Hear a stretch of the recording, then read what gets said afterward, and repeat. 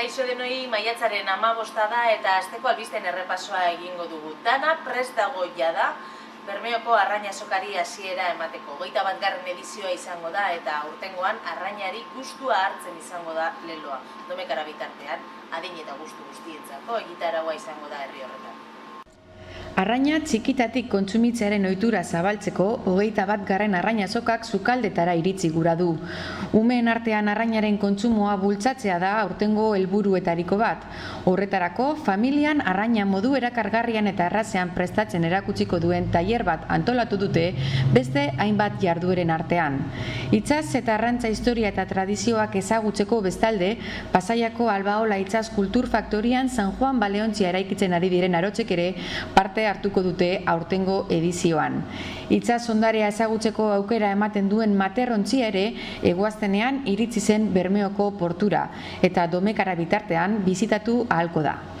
Arraina azokako salmaiak 11-etatik bizitatu albadira ere, ordu batetan izango da hasiera ofiziala.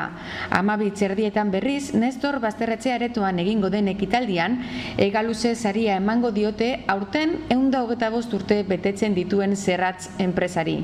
Epaimahaiaren arabera, sari horren bitartez, Zerratz enpresaren lana eta ibilbidea aitortu gura da.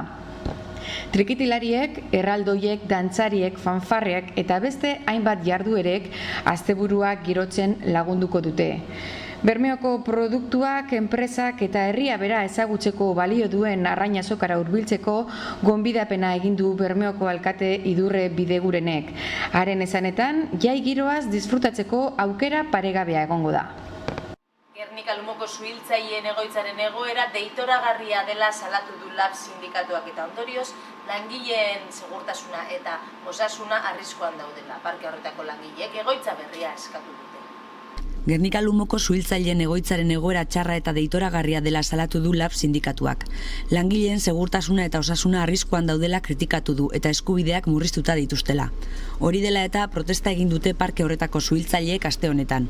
1970 urtean eraiki zuten suhiltzaileen parkea eta hainbat dira gaur egun dituzten arazoak. Besteak beste egongelako sabaia erortzen ari da eta eskoratuta dute. Ura berotzeko galdarak ere arazoak ematen ditu eta neguan urberorik barik eman dituzte egunak. Instalazioak eurak gainera mugatuta daude eta ez dute beste parke batzuetan dituzten aukera berak ez kirola egiteko, ezta maniobrak parkean bertan egiteko esaterako. Kamioiak parkera sartzeko gainera maniobra guztiz ilegala eta arriskutsua egin behar izaten dutela azaldu dute suhiltzaileek. 10 metro atzeraka egin behar izaten dituzte kamioiak parkean sartzeko. Era berean, Gernika Lumoko parkea baztertzailea ere bada, eraikuntza zaharra izanik ez baitago emakumezkoak hartzeko egokituta. Eta 2014ko odolemoteen datuak eskuartean aipatu behar kopuruak behera egin duela. Odolemoie berrien kopuruak gora egin du baina oro har 2014an, aurreko urteetan baino odol gutxiago batu da Busturialdean. Datu orokorrak kontuan hartuta, odol emateek bera egin dute 2014 urtean. Hala ere, odol emaile berrien kopuruak gora egin du Busturialdean. Gernika Lumoko artekaleko datuei erreparatuz gero, 1126 odol emate izan ziren iaz, eta emaile bakoitzak batez beste 1,88 aldiz eman zuen odola. Guztira, 587 izan ziren Foru plazan jartzen duten autobusean odola eman zuten herritarrak. Horietatik, 52 gainera, odol emaile berriak zirela zehaztu du odolkideak elkarteak. Bermeon ere, odol emate kopuruak behera egin du. 423 odol emate batu zituzten 2014an, eta emaile bakoitzak batez beste 1,50 aldiz eman zuen. Hala baina, Gernikaldean gertatu legez, odol emaile barrien kopuruak gora egin zuen Bermeon ere.